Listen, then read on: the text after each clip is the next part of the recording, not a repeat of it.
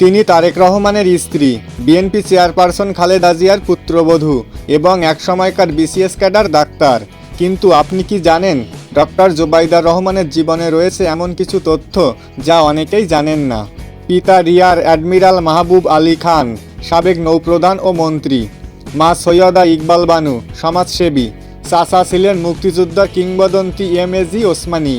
তিনি Dhaka medical college থেকে MBA পাশ করে বিসিএসে প্রথম হয়ে সরকারি ডাক্তার হন। পরে যান লন্ডনে, ইম্পেরিয়াল কলেজ থেকে উচ্চতর ডিগ্রি নেন, সেখানে পান গোল্ড মেডেল। তিনি 1994 সালে তারেক রহমানকে বিয়ে করেন, কিন্তু 2008 সালে দুর্নীতির মামলায় জড়ান।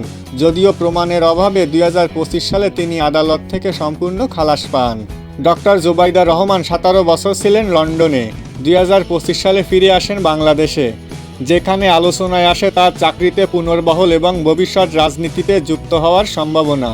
তবে অনেকেই প্রশ্ন তুলেছেন, তিনি কি রাজনীতিতে আসবেন, নাকি এ কেবলই পারিবারিক উত্তরাধিকার। তার গোপন তথ্য বলতে যা রটে তা আসলে এক উচ্চশিক্ষিত, সম্মানী নারীর জীবনের অনুচ্চারিত অধ্যায়। গুজব নয়, তথ্যটাই আসল শক্তি। তো আপনার মতামত কি? ডক্টর জোবাইদা রহমান রাজনীতিতে এলে আপনি তাকে সমর্থন করবেন? কমেন্টে জানাবেন। ভিডিওটি ভালো লাগলে লাইক দিন, শেয়ার করুন এবং চ্যানেলটি সাবস্ক্রাইব করতে ভুলবেন না।